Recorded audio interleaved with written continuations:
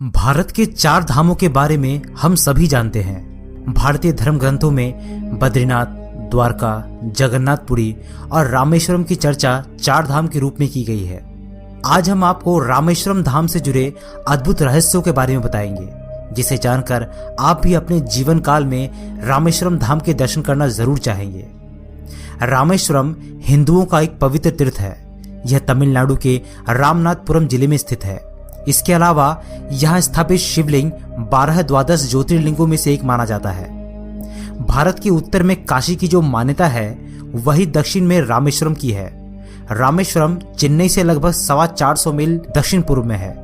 अगर ऊपर से देखा जाए तो यह हिंद महासागर और बंगाल की खाड़ी से चारों ओर से घिरा हुआ एक सुंदर शंख आकार द्वीप है। बहुत पहले यह द्वीप भारत की मुख्य भूमि के साथ जुड़ा हुआ था, परंतु बाद में सागर की लहरों ने इसे मिलाने वाली कड़ी को काट डाला, जिससे वह चारों ओर से पानी से घिरकर टापू बन गया। यहाँ भगवान राम ने लंका पर चढ़ाई करने से पूर्व एक पत्थर के सेतु का निर्माण करवाया था, जिस पर चढ़कर वानर सेना लंका पहुंची व वहां विजय पाई। बाद में राम ने विभीषण के अनुरोध पर धनुषकोटी नामक स्थान पर यह सेतु तोड़ दिया था। आज भी इस 30 मील लंबे आदि सेतु के अवशेष सागर में दिखाई देते हैं। रामेश्वरम का मंदिर भारतीय निर्माण कला और शिल्प कला का एक अद्भुत नमूना है। अगर आप इसके प्रवेश द्वार को देखेंगे तो यह 40 फुट ऊंचा है। रामनाथ की मूर्ति के चारों ओर परिक्रमा करने के लिए 3 प्राकार बने हुए हैं। इनमें तीसरा प्राकार 100 साल पहले पूरा हुआ। इस प्राकार की लंबाई 400 फुट से अधिक है। दोनों ओर 5 फुट ऊंचा और करीब 8 फुट चौड़ा चबूतरा बना हुआ है।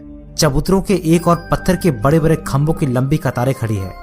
प्राकार में और मंदिर के अंदर सैकड़ों विशाल खंभे हैं, जो देखने में एक जैसे लगते हैं, परंतु पास जाकर जरा बारीकी से देखा जाए तो मालूम होगा कि हर खंभे पर बेल बूटे की अलग अलग कारीगरी है। इन अद्भुत खंभों को देखकर देश विदेश से आए सैलानी दंग रह जाते हैं। यहाँ के मंदिर का तीसरा प्राकार का गलियारा विश्व का सबसे लंबा गलियारा है। रामनाथ के मंदिर के बारे में एक सोचने वाली बात यह है कि इस मंदिर के आसपास चारों ओर दूर दूर तक कोई पहाड़ नहीं है, जहां से पत्थर आसानी से लाए जा सके। गंधमादन पर्वत तो नाम मात्र का है, वह वास्तव में एक टीला है और उनमें से एक विशाल मंदिर के लिए जरूरी पत्थर नहीं निकल सकते। ऐसा माना जाता है कि रामेश्वरम के मंदिर में जो कई लाख टन के पत्थर लगे हैं, वे सब बहुत दूर दूर से नाव में लाद कर लाए गए हैं। रामनाथपुरम के राजभवन में एक पुराना काला पत्थर रखा हुआ है। कहा जाता है ये पत्थर राम ने केवट राज को राज तिलक के समय उसके चिन्ह के रूप में दिया था। रामेश्वरम की यात्रा करने वाले लोग इस काले पत्थर को देखने के लिए रामनाथपुरम जाते हैं। रामनाथपुरम रामेश्वरम से लगभग 33 मील दूर है। चलिए अब बात करते हैं रामेश्वरम धाम की स्थापना की। जब श्री राम रावण का वध कर लंका पर विजय प्राप्त करने के बाद वापस अयोध्या लौट रहे थे, तो उन्होंने समुद्र के इस पार गंधमादन पर्वत पर रुककर प्रथम विश्राम किया था। उनके साथ सीता तथा अन्य सभी गण भी थे।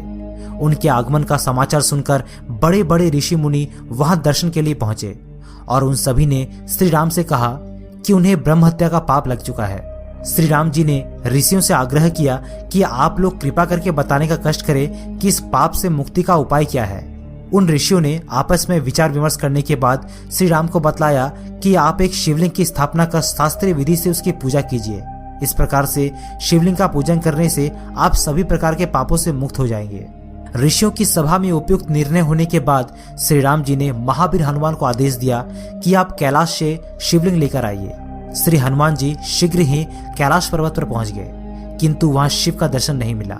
हनुमान जी ने कैलाश पर दर्शन पाने हेतु भगवान शिव का ध्यानपूर्वक तप किया। उनकी आराधना से प्रसन्न शिव जी ने उन्हें दर्शन दिया। उसके बाद शंकर जी से लिंग प्राप्त करके वह पुनः गंधमादन पर्वत पर वापस पहुंच गए। इस प्रक्रिया में हनुमान जी को काफी देर लग चुकी थी। मुहूर्त के बीत जाने की आशंका से तथा समय पर लिंग लेकर हनुमान जी के ना पहुंचने के कारण ऋषियों ने मुहूर्त के अनुसार श्री राम जी से लिंग स्थापना करने की प्रार्थना की। माता सीता ने विचार करते हुए विधि पूर्वक बालू का ही लिंग बनाकर उसकी स्थापना कर दी। महावीर हनुमान जी ने जब देखा कि लिंग की स्थापना हो चुकी है, तो उन्हें बड़ा कष्ट हुआ और वे श्री राम जी के चरणों में गिर पड़े। भगवान श्री राम ने स्नेहपूर्वक हनुमान जी की पीठ पर हाथ फेरते हुए उनके आने से पहले ही लिंग स्थापना हो जाने का कारण समझाया। कारण बताने पर भी जब हनुमान जी को पूर्ण संतुष्टि नहीं हुई, तो श्री राम जी ने कहा, तुम इस स्थापित लिंग को उखाड़ दो और मैं तुम्हारे द्वारा लाए गए लिंग को उसी स्थान पर स्थापित कर देता हूँ। श्री राम जी की बात सुनकर हनुमान जी उस स्थापित लिंग को उखाड़ने के लिए झपट पड़े। श्री हनुमान जी उसे उखाड़ने के लिए बड़ा जोर लगाते रहे और अंत में स्वयं धक्का खाकर 3 किलोमीटर दूर जा गिर पड़े और काफी समय तक मूर्छित पड़े रहे। बहुत देर के बाद हनुमान जी की मूर्छा दूर हुई। जब हनुमान जी की दृष्टि श्री राम जी के अंग पर पड़ी तो उन्हें साक्षात परब्रह्म के रूप में दर्शन प्राप्त हुए। हनुमान जी को बड़ी आत्मग्लानि हुई और वे झट से श्री राम जी के चरणों में गिर पड़े। उन्होंने भाव विवल होकर भगवान राम की स्तुति की। श्री राम जी ने समझाते हुए कहा कि तुमसे भूल हो गई जिसके कारण तुम्हें इतना कष्ट मिला। उन्होंने बताया कि उनके द्वारा स्थापित इस शिवलिंग को दुनिया की सारी शक्ति मिलकर भी नहीं उखाड़ सकती। अपने भक्त पर कृपा करते हुए भगवान श्री राम जी ने उनके द्वारा कैलाश से लाए गए लिंग को वहीं समीप में स्थापित कर दिया, जिससे हनुमान जी को बड़ी प्रसन्नता हुई। श्री राम जी ने उस लिंग का नाम हनुमद्रेश्वर रखा। ऐसा माना जाता है कि यह मंदिर मूल रूप से एक छोटी सी फूस की झोपड़ी में एक साधु की देखरेख में था। इसके बाद सदी दर सदी इसकी संरचना की गई। श्रीलंका के राजा पराक्रम बाहु ने 12वीं सदी में श्री रामनाथ स्वामी, श्री विश्वंथर और श्री विशलकश के चारों ओर गर्भगृह का निर्माण किया। इस मंदिर के गर्भगृह में स्थापित जो लिंगम है उसके बारे में कहा जाता है कि वह भगवान के द्वारा स्वयं स्थापित किया गया था। यह कोई साधारण मंदिर नहीं है, यह धर्म और आस्था की मिसाल है। हर साल लाखों की संख्या में भक्त इस मंदिर में दर्शन के लिए आते हैं। कहते हैं जो मनुष्य परम पवित्र गंगा जल से भक्ति पूर्वक रामेश्वरम शिव का अभिषेक करता है अथवा उन्हें स्नान करवाता है तो वह जीवन मरण के चक्र से मुक्त हो जाता है और मोक्ष को प्राप्त कर लेता है। दोस्तों, अगर आपने रामेश्वरम धाम के दर्शन किए हैं तो अपने अनुभव हमें कमेंट बॉक्स में जरूर लिखिएगा। इस वीडियो से जुड़ी कुछ सवाल अगर आपके मन में है तो हमें कमेंट बॉक्स में लिखिए। वीडियो पसंद आए तो लाइक जरूर कीजिएगा और चैनल को सब्सक्राइब करना मत भूलिएगा।